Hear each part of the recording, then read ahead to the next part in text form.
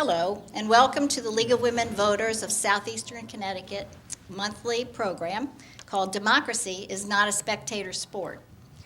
The League believes that that is its mission, to keep democracy alive and well by informed voter participation. Tonight we're delighted to have two panels of legislators to talk with us from the Southeastern Connecticut area. The first panel consists of John Scott, Doug Dubitsky, Mike France, and Diana Urban. I'll introduce them specifically with their backgrounds, and then we're going to ask each of them a different question. Following that particular question that the League is interested in, we're going to ask them to tell us what they're interested in, where their passion is, or what their activity level is at the Capitol, what they're working on.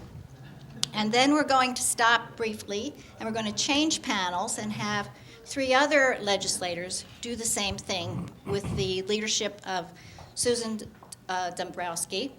And then we're going to take people away from the table, and we're going to let the legislators interact or ask the legislators to interact with constituents. And we'll be filming some of that as well. So welcome. And we're very pleased that you were able to come in this cold, miserable weather, and that we weren't snowed out, and everybody was able to get off the highway. So that's great. I'm introduced them from my far right, John Scott. And John lives in Groton, Connecticut. He is a new legislator, just elected this last fall. And John is a Republican. And he represents House District 40. His committees include banks, energy and technology, insurance, and real estate. Welcome, John. Thank you for being here. Thank you for having me. The second person is Doug Dubitsky.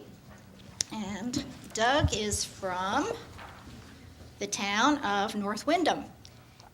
Doug's district, Chaplain. We have the wrong thing on here. Chaplain, that's right. You told me it was a very small town. And he represents House District 47. He's a Republican, and his committees are Environment, Judiciary, Planning, and Development. Welcome, Doug. Thank you. Thanks for having me. The third person on our panel tonight is Mike France. And Mike's from my area. He's from the Ledyard area. And if I can find that piece of paper. Remind me of the district, please, Mike. The 42nd district. I should know that, the 42nd district. And Mike is a Republican. He is also new at the legislature. And he is on the, I'm not doing well in my notes here. Appropriations, Planning Development, and General Admin Elections. At the busy one. The GAE, the busy one. Thank you for filling in, Mike. Diana Urban represents District 43. She's a Democrat, and she's not a newbie. She's been in the legislature for how many years, Diana? More than I would like to think about. This is my 8th term. Oh, my goodness. That's great. Her committees are Children, Appropriations, and Environment, and she lives in North Stonington. So we're happy to have you all, and we're going to begin with the question that is of supreme interest to the League of Women Voters, and that is campaign finance. And I'm going to ask Mike France to speak to this, particularly because he is on the GAE. And there's a lot happening on GAE right now. There were executives in a company told to donate to the recent Malloy campaign, and they did. Can Connecticut legislature act to prevent this obvious conflict of interest? And in addition, in your view, what should be done to rein in the influence of dark money in political campaigns? Mike? Well, thank you for the question. I think the challenge with the premise of the first question is it's difficult to the legislature to regulate individual activity, even though it was alleged that executives were told to donate, they still chose to donate. It was still money that they donated. I think that the Citizens Election Program was designed to take the large donor money out of the process. Unfortunately, there's still some things that happen around that. I did propose two pieces of legislation related to that. First was not really related to that, but it was to reduce the cost. If you don't ran unopposed, there's really no reason to provide a grant. Currently, under the current law, if you ran unopposed, you would still be eligible for the grant money. The second was more visibility. There are candidates who, upon receiving their grant, would then issue a single check to a consultant, and then that consultant would spend the funds, and there's no obligation under the current law for that consultant to explain where that money was spent.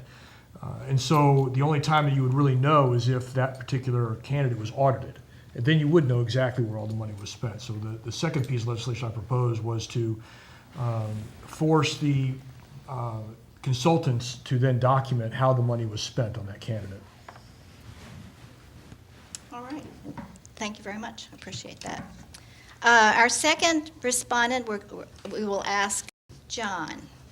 In July, the Connecticut Supreme Court said that police must release only basic information about arrests while prosecutions are pending. This overturned a decision by the Freedom of Information Commission.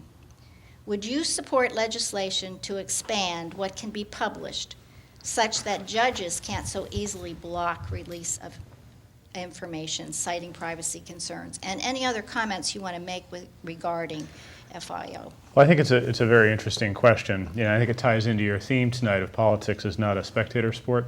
I've been involved in local government for a lot of years, and open government has always been a concern about our activities. Here in Groton, whether it was the town council or the RTM, we were always cautioned about how we held our meetings, how we had conversations outside of the meetings, things like that. And I think it ties into what the police are up to. They have arrest powers, and they have powers that are pretty strong, and we need to be able to monitor what they're up to. And so I would definitely support legislation that made their activities more open. I certainly understand there are certain privacy issues that need to be addressed, but we need to know what's going on. I mean, court cases can take years to litigate, and if we have to wait 10 years for a case to be settled before we can find out what happened, I don't think that's right. So I absolutely would support legislation that would open up the discussion and allow people to be able to get appropriate information from our police departments. Thank you. That's going to be that continues to be a big issue throughout the country as we have noted. Thanks very much. Let me move to Diana Urban, and Representative Urban.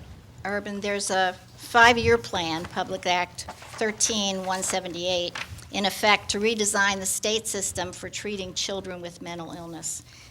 You're very much interested in children, I know, and are on the committee. For example, ill children can now be sent home from the local ER with no provisions for follow-up care. Will you support the funding reallocations and new funding required to implement the recommendations? And if you could set that in context of the governor's announced budget, that would be helpful. Sure, I would just love to do that. First of all, thank you. This question is particularly germane to me because I am chair of the Children's Committee, and this was our bill. And we did it after Sandy Hook, and we know that there was a lot of controversy over that incident and where we were going to go with it. I mean, a terrible, terrible tragedy. And there was a significant feeling that we needed to really address mental health. So this particular plan, which is basically driven by our Department of Children and Families, is unique to Connecticut because we are monitoring it. The Children's Committee, with my co-chair, Senator Bartolomeo, and myself, meet periodically with the agencies that are tasked with putting together this mental health plan, and we are incredibly involved in the process, which oftentimes legislators say, okay, this is what I want to have happen, and then we go away and do something else, and we never check back to see whether what we were trying to do actually happened. So we have introduced more legislation this session on an implementation committee so that we bring together all the groups, which we did public hearings all over the state of Connecticut to get input on where there were gaps and problems, particularly the one like you pointed out here. We have many of those in mental health. So we brought together those groups that were involved in those public hearings all over the state and said, okay, now we want to be sure this gets implemented. So let's do the implementation plan. Tying that into the governor's budget just on one particular item is one of the areas where we've experienced enormous success is with school-based health centers. And our school-based health centers, the number one use after we did a results-based accountability study of them is mental health. And that, we believe in the studies that we've done, is because children do not feel stigmatized when that health center is within their school. And they know the people that are the caregivers, they know the people that are the nurse practitioners and the psychologists, and they don't feel that they can't access those services and not feel being stigmatized by some sort of teasing or whatever might go on. Unfortunately, in the governor's budget, there's been a fairly big cut to school-based health centers, which we will be addressing. Thank you. Thank you. I know this has been a big issue in all of Connecticut because of Sandy Hook, and has really been a driving force. And what I am interested in hearing, you've been a longtime supporter and pusher of the idea of results-based accountability. And so I was happy when you said that was included in your committee. Yes. Thank you. Doug, your question is the big one. Voting process reform. We all know about what happened in Hartford and a number of other places. And it stirred the pot for people to think about how do we run elections in the state of Connecticut. Particularly, how do we select our registrars of voters, and is this the most efficient and wise system to use? Do you feel that the system needs to be reformed? And if so, with what priority? And also, should the Secretary of the State have the power to select and/or remove registrars? Well, thank you for that question. It's obviously a very critical question, especially after what happened in Hartford. One of the things that we need to protect against is the politicalization of choosing registrars.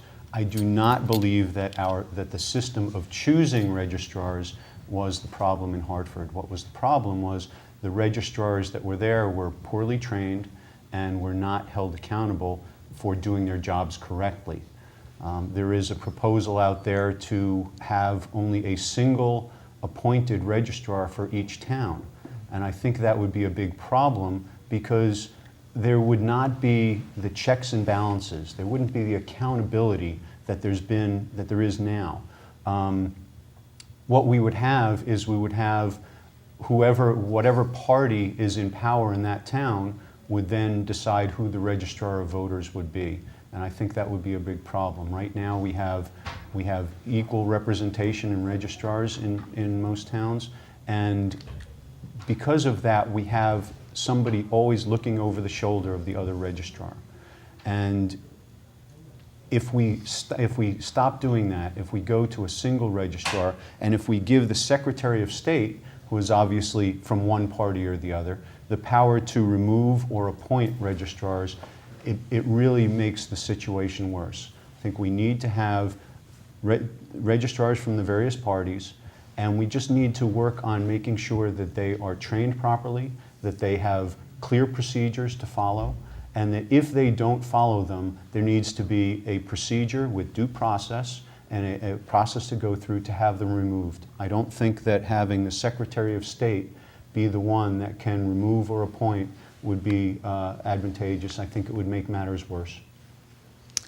One of the issues that I have heard, and correct me if I'm wrong, but the Secretary of the State is the person who's the point person for the electorate to complain to say, you haven't been doing your job, these people are messing up, and you're not you're not enforcing the rules that are in place. Do you have a suggestion of how that enforcement can take place beyond this condition that you just posed with regard to the Secretary of State being a representative of one party? With regard to complaints? With regard to enforcement of the election laws as they exist. Well, clearly, it's the Secretary of State's job to enforce these laws. There's no enforcement power there. Well, there needs to be enforcement power in the Secretary of State's office. I think that is the appropriate place. That's where she's charged with overseeing the elections. She should have enforcement powers.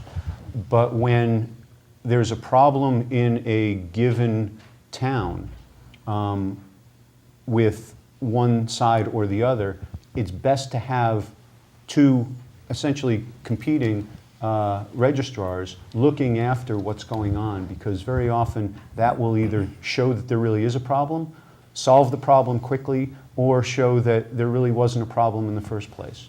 And if it needs to get escalated up to the state level, then I do believe that the Secretary of State's office should have the power to make sure that the problem is solved in a quick and efficient way, to make sure that the voters who are very often starting to pile up outside of the door trying to vote can get in and get their vote cast in time.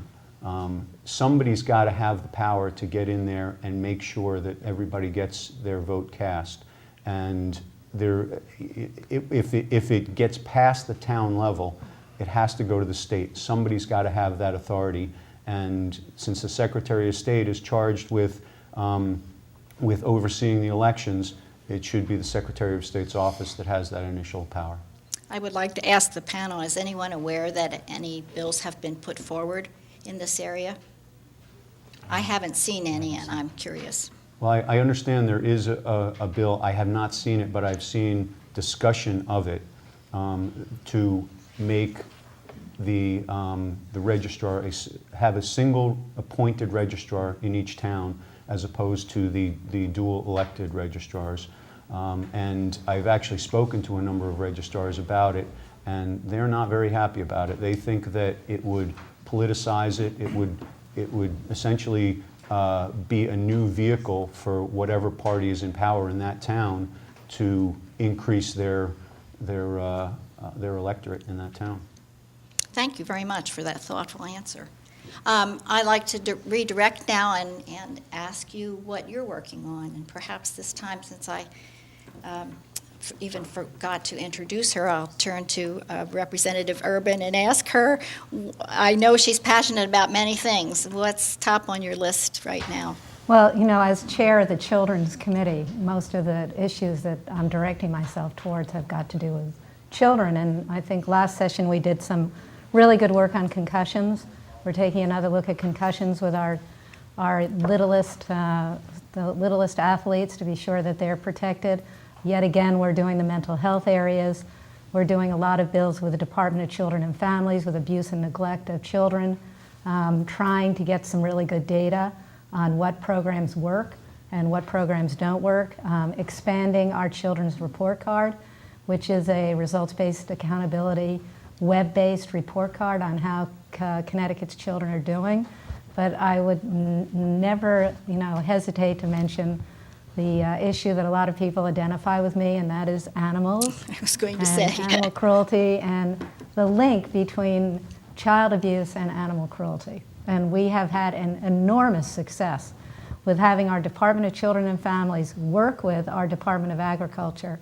And I know this doesn't sound like a huge advance, but they're actually using the same form to report incidences of child abuse or animal cruelty. And those incidences are then cross-checked from each department. And we are picking up incidences that we never knew about to the tune of 4 to 5 in a given month. So it's been a tremendous success, but it took a long time to get there. Well, thank you for your passion on behalf of the children and the animals of this state. I'll turn now to John Scott. Representative Scott, what are you working on? Well, when I ran for this position, my theme was jobs and the economy, and so a few of the things that I've been very passionate about involve that. We have a shellfish industry here in Groton that's being hamstrung by processes within the regulatory agencies that regulate these entities, and so working on trying to loosen up those rules so that an entity that right now only has 3 employees could perhaps grow and have as many as a dozen employees. I don't think it's realistic to think that we'll find somebody to replace the 4,000 jobs that Pfizer took away, but I think it is realistic that we can make some changes that'll open up a bunch of smaller businesses with a dozen or so employees.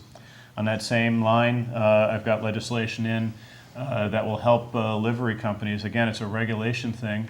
If you want to open up a limousine service here in the state of Connecticut, you have to go through an application process and a public hearing. And at that public hearing, the competing limousine companies can come in and say there isn't an economic need for this limousine service to come to town, and then they basically deny the application. And I don't think that's a fair way. I think, if I own a business. If someone wants to open up a business just like mine next door to me, it's up to me to make sure I'm the best darn business owner that ever existed. And I think that's part of our free market economy. So hopefully we'll have that pass. I put in bills to help calm down the situation that we have here in Groton regarding our fire districts. I've got a bill in for real estate continuing education. I've got some insurance bills in. And then lastly, I've been working on doing some things with UConn Avery Point. They're trying to expand some of their research programs. So they've got some outdoor laboratories that they'd like to improve upon, including the freshwater pond that's right across the street from the main entrance to the campus. Great. Thank you. It sounds like you've I've been busy. have been very busy, yes. Doug, since I almost missed you the last time, turn to Representative Dubinsky. What are your areas right now? Well, a week or so ago, Gallup came out with a new report that says that Connecticut has the worst job growth of any state in the nation in 2014. And the worst, number 50 of 50. And one of the things that I'm trying to do is reverse that. At least bring us up to 49. Get us on the right trajectory. And I could go through the list of my bills, but I don't think that's what you're looking for. You're looking to see what I'm doing up there to help create jobs, to help make Connecticut a little bit better. Sitting on the committees that I do, environment, planning and development, and judiciary, one of the things that I do is, I bring out issues in the testimony during public hearings and get people to explain why a given bill is good or bad for this state. There's a lot of bills up there. Right now they're all in concept, generally, meaning that we don't know exactly what they're going to say. They're an act concerning some topic, an act concerning government, an act concerning jobs. They're all very broad. What I'm trying to do is find out which of these bills are actually going to do something to create jobs. Some of my bills that I've been putting forward, I think will create jobs and will help small businesses build themselves up. One of them is I have a bill that just had a public hearing regarding unemployment insurance for seasonal agricultural workers and employees. And what I believe is if that bill were to go through, it would allow small agricultural employers to hire more people. Because right now there are very few farms that actually hire because the cost is too high. So what I'm trying to do, both on my committee positions and with the bills that I'm putting forth, is to reduce the burden on small businesses and allow them to hire more people so we can reverse our worst in the country position in job creation. Good luck with that. Let's get to at least 49. Thank you. And last but not least, Representative France from Ledyard. Tell us what you're up to, Representative, and what your passions are. Well, thank you for that. My two focuses have essentially been to deal with representing the municipalities as well as the business focus. I think that the first thing that I did after getting elected was to go around and talk to the municipal leaders in each of my 3 towns. So I met with the town council and the mayor in Ledyard. I met with the board of selectmen in Preston and the mayor and the chair of the council in Montville to raise the issues, essentially the mandates that are costing towns money and issues that have been unresolved by the state.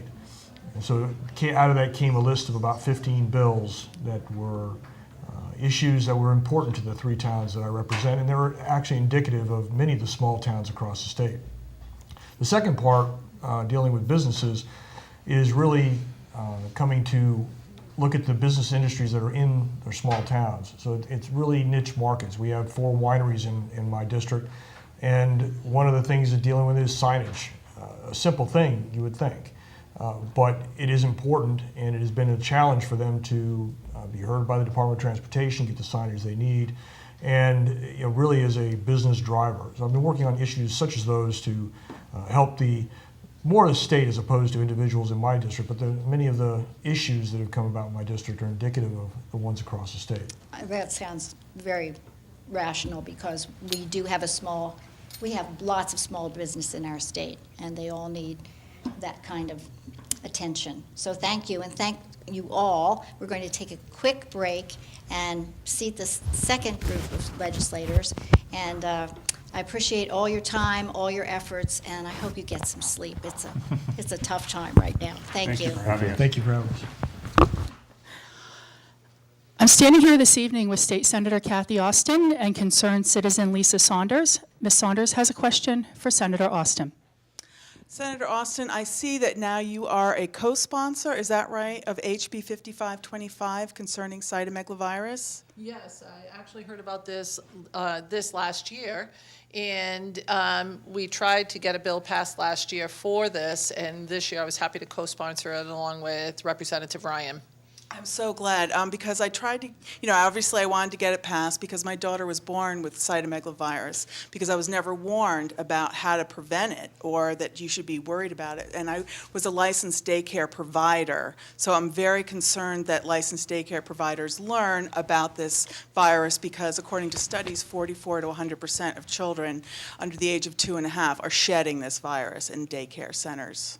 So I'm really very pleased to be a co-sponsor, and last year when the bill came through, I had talked to Representative Ryan about it, and he explained what had happened with your daughter and how important it was to do the testing so that parents would know of the consequences of this and what they could do.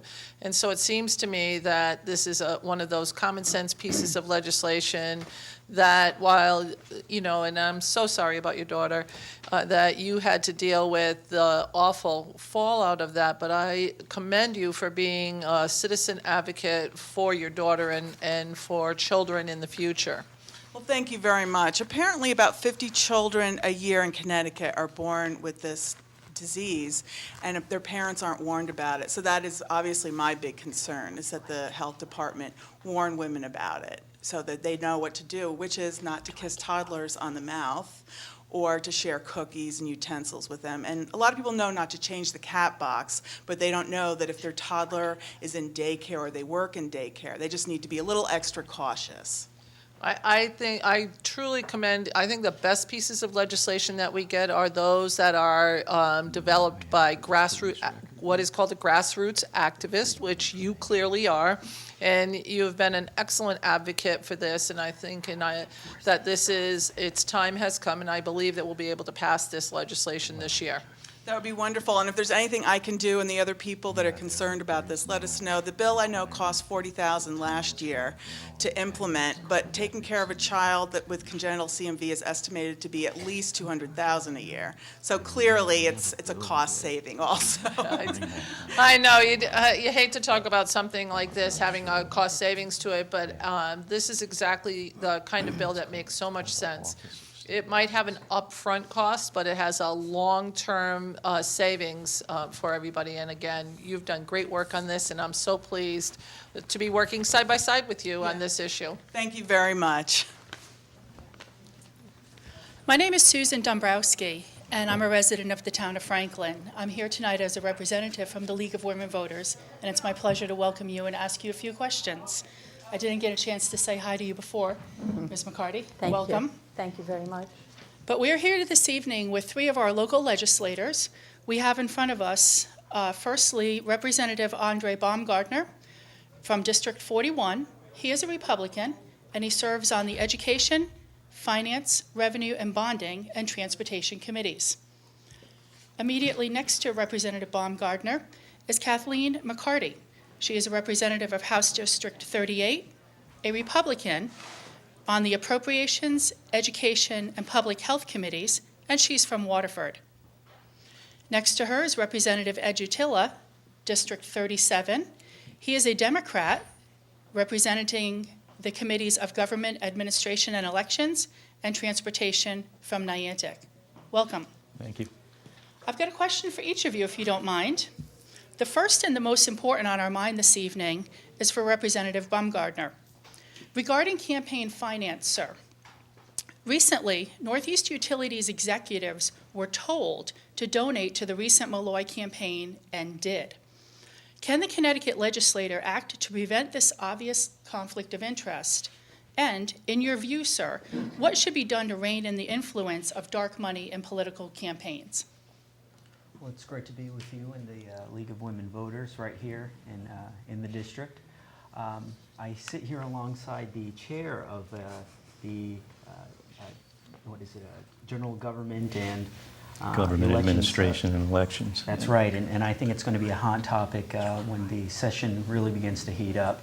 I think what we have here in Connecticut with the Clean Elections program is probably one of the most transformative and quite frankly, fantastic programs in I think the United States when thinking about ways to eliminate, as you mentioned, dark money and just create clean elections programs. And I think it's important that if we do have that sort of system, that we mitigate the opportunities for perhaps super PACs or large organizations, whether it be unions or super PACs or any other outside expenditure group, making sure that they do not intrude on those elections because it does undermine the Clean Elections program and the intent of that law. My biggest frustration with sort of those loopholes is that quite obviously the Clean Elections program is funded by taxpayers. So if there's other organizations that are putting in a significant amount of money in the system, then what is the purpose of having those, really the taxpayers subsidizing those campaigns? So I would hope the legislature takes steps to close some of those loopholes. I think at the very least we need to put, stronger caps for the just the total dollar amount an individual can contribute to campaign committees, but campaign or party organizations. There was a loophole in the law where, for example, if you donated $100 to a candidate that participated in the Clean Elections program, you were still permitted to contribute to a state party that could then, shift those funds to an organizational structure that could benefit you. And we saw that with, I think, both the gubernatorial candidates and a state senate candidate this year. So I think, the effort to have clean elections isn't a partisan. It really should be a bipartisan idea and effort. So, I look forward to being a part of, those efforts to create clean campaign laws in our state. And I think the League of Women Voters would be very agreeable with that, sir. Thank you. Representative Kathleen McCarty. Welcome. Regarding ethics, ma'am, do you support or oppose requiring all towns to adopt a municipal ethics code? And if so, how should such codes be enforced? Thank you for the question, but first, again, thank you for this opportunity to address everyone this evening and for hosting this session tonight. And thank you. I did see above that the question on mental health services. I thought that was going to be my question. That's my area that I'm looking forward to speaking to the state about. But on the ethics question, yes, we do have an Office of State Ethics, and naturally all of these state employees were just recently trained in the training on ethics. So we are held to high standards, and I naturally am very much in favor of the State Ethics Office. However, I do also think that some of these services may be able to be looked at and talked about at the municipal level. I can only speak to my town of Waterford. We do have an ethics commission, and it seems like those terms come around quite often, so we're always looking for qualified people to serve on the ethics commission. And we do have a nice volunteer group of people, experts in different fields that serve. And it's a bipartisan board, and it follows our town charter. So if in fact there is a violation of any sort within the municipal government, it would be held and looked at by the local ethics commission, which I think is a service. So I would need to know a little bit more about the details of that particular initiative before I could answer in any better capacity. But I do think overall I would say that it doesn't cost much to form an ethics commission. They have a small budget, so I think it may be able to help across the state to be sure that the towns, the roles and responsibilities of those leaders are being held to those standards. Let me ask you this. Do you think that there should be separate rules for large cities rather than small towns? Well, I think when you're held to a standard, an ethical standard, I think that should be uniform across the state. So I wouldn't necessarily differentiate if something's right or something's wrong, I think. But there could be particulars in a town. For instance, some towns may have different setups, so naturally some of the roles and responsibilities might be different. But overall, I'm very much in favor of taking a good look at it anyway. Thank you. And the league would be as well. Representative Jutila, good evening. Good evening. Regarding the public's right to know, sir, in July, the Connecticut Supreme Court said that police must release only basic information about arrests while prosecutions are pending. This overturned a decision by the Freedom of Information Commission. Would you support legislation to expand what can be published so that judges can't so easily block release of information, citing privacy concerns? So first of all, I believe very strongly in the public's right to know, and I think we should always have the maximum amount of transparency that we possibly can have in government. After all, it is the people's government. The people fund it. The people elect us, and they have a right to know everything that goes on in government. Now, there can be a place for a few exceptions that provide protections, particularly in the case of public safety is probably the best example. But Connecticut is a pioneer in freedom of information. Connecticut adopted the first freedom of information law back in the 70s. It was brought to us by our much revered and former late Governor Ella Grasso. And so we of all people should be in favor of maximum transparency. On this specific case that you refer to, so under current law, it's actually Section 1-215, which is part of the Freedom of Information Act. The police are required to release the record of arrest in any case where a citizen is arrested. The statute defines record of arrest very specifically, and it's a pretty limited amount of information that the police are required to release. What they're required to release is the name, address, the date and time and place of the incident that gave rise to the arrest, and the actual offense, and they're required to release one document. And that document can either be the actual police report, the incident report, or a news release describing the incident. Now, what the court held, the Connecticut Supreme Court, was that that is all the police have to release. The Freedom of Information Commission had ruled that they have to release the police report unless it's subject to one of the general exceptions in the Freedom of Information law. So that's where the law stands right now. As courts often do when there's an issue that's more of a policy issue than a constitutional issue, they'll kind of invite the legislature to revisit it and address it. So the GAE committee that I chair has effectively accepted that invitation. And we have a bill before our committee right now that would modify or even in a way overturn the July Supreme Court decision and require that the police release the police report. Again, unless it's subject to one of the general exceptions. Now, you know, public safety is an important concern here. Am I running over time? I'm sorry.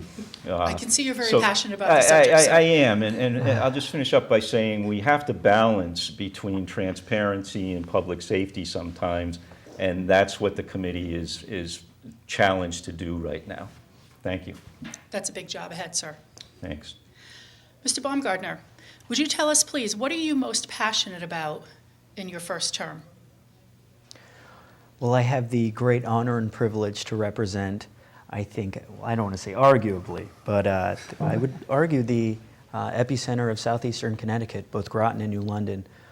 New London, I think in many respects, is southeastern Connecticut city, and sort of with that comes issues of great importance, such as education, closing the achievement gap, where the opportunity gap is growing year after year in New London in particular. So I'll be on the education committee this year alongside with Representative McCarty, and one of the most important things that really the delegation, but in particular the New London delegation, needs to do is get New London on the priority list in order for the city to receive reimbursements for their massive school construction project, which would make New London the only all-magnet school district in the entire state of Connecticut. And in addition to that, on the Groton side, and also technically the New London side as well, there have been efforts to reinvigorate the idea or notion of the Thames River Heritage Park. And a big part of that would be having water taxis go to historical sites along the Thames River, such as Fort Trumbull, Fort Griswold, the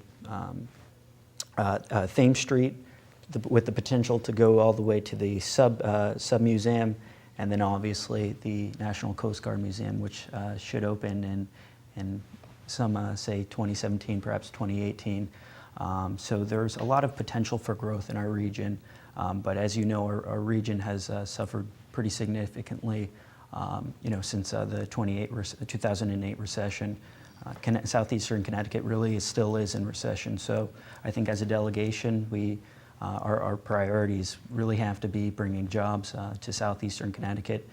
Historically, we have always been a manufacturing and tourist industry area, and so keeping those two sectors alive and well as diversifying our economy, I think could really provide an economic renaissance in southeastern Connecticut. But it requires a lot of hard work and up in Hartford, advocacy for our region, and I've really enjoyed it, and working on both sides of the aisle with our delegation, and also part of the Black and Puerto Rican Caucus, the only Republican since the 1970s to be a member of that caucus. So the exchange about how we can fix our cities and that policy conversation is really important to me personally, and obviously being a member of the Republican Party in Hartford as a member of the House Republican Caucus, which grew by 10 seats this year.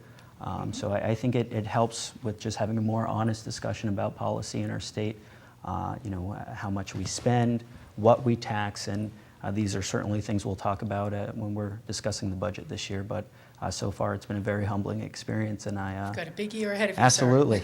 No, thank you. Good stuff. Ma'am, Ms. McCarty, what do you see as perhaps your biggest challenge this session? The biggest challenge. Well, today we were introduced, we had a briefing on the governor's budget, and this is going to be a big topic for all of us. It's a budget that has an $18 billion budget with a 3% increase, and so many of us have so many different special interests that we're all passionate about. Andre just mentioned quite a few of them on the education. I'm particularly interested in delivery of mental health services. I know we've talked about in this region that we have many areas that we need to collaborate, cooperate, and find out just what services are needed and how we can do that in a cost-effective manner so we can deliver quality services. So that's going to be a challenge, to be looking at this budget, to finding ways that we can maintain the quality of life in Connecticut in a cost-efficient manner. And I was very pleased today, as we went through this briefing, to see really the nice collaboration that we're going to have with both, I think it's going to be a bipartisan effort in many areas of the budget that we can come together on and find the best solutions that will provide the best services for all of the people of Connecticut. If I may digress for a moment, just back to Andre, I am particularly interested as well in quality education in Connecticut for all children. I think we're going to look at some of the major drivers in the education budgets and try to talk about that and relieve some of the burden on the municipalities and try to maintain quality education at the same time. Again, back to the mental health services, I think in southeastern Connecticut we have some very pressing issues where we need to be sure that we're collaborating so that each area that delivers mental health services, that everyone's communicating so that we can come back to the state and let them look at what is needed in the local levels and perhaps have some of the nonprofits have a greater role. And so that's going to be a challenge overall. It's still a little premature at this stage to see just how we accomplish that, but I think the good news is that both parties are interested in really working together so we have the best budget for all of our citizens. You just said two of my favorite words when it comes to government, and Yes. Representative Jutila, I'm going to ask you about this. Cooperation and collaboration. Right. You're a longtime legislator, sir. Can you tell us about what goes on in Hartford and how do we get things done using cooperation and collaboration? You might be surprised. I would be. I agree with my colleagues that we do work in a pretty bipartisan manner, particularly through the committee process. I tell people all the time, sometimes people confuse us with the U.S. Congress, and they're not sure about, they know we're all in government and politics, but not always quite sure where we fit, and they think we're in the Congress, and I tell, whoa, wait a minute, no, we're not like that. I mean, they have a lot of strife and conflict down there, and we have our debates in Hartford, but I think in general we work well together. We get along, and for the most part, I think we like each other. And people may be surprised to hear that, because the things that people hear about mostly are the big controversial issues where we may have differences as parties, differences in philosophy, but for the most part, we all want the same kind of things. We want our constituents to be safe. We want good schools for our children. We want good colleges and universities for our older children. And we want jobs and a thriving economy. Sometimes we may have a little bit different in terms of ideas in how to achieve those goals, but that's where the debate comes in, and in the end, we take action. I mean, the contrast is stark between Hartford and Washington, whereas Washington, that the Congress passes very few bills. We will pass hundreds of bills this year, and and most of those, I believe, if history is true to form this year, most of those bills will be passed on a unanimous or a near unanimous basis, I believe. Working together, we can get so much more done than batting heads, right? Absolutely. All right. And that closes this segment. Thank you all very much for your time, your honest responses. We appreciate it. Thank you. Thank you. Thank you. Good luck.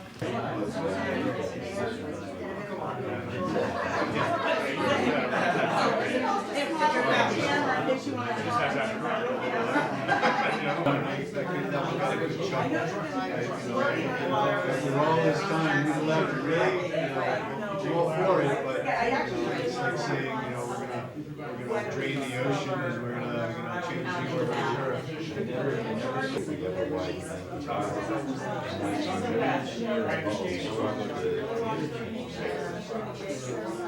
earth.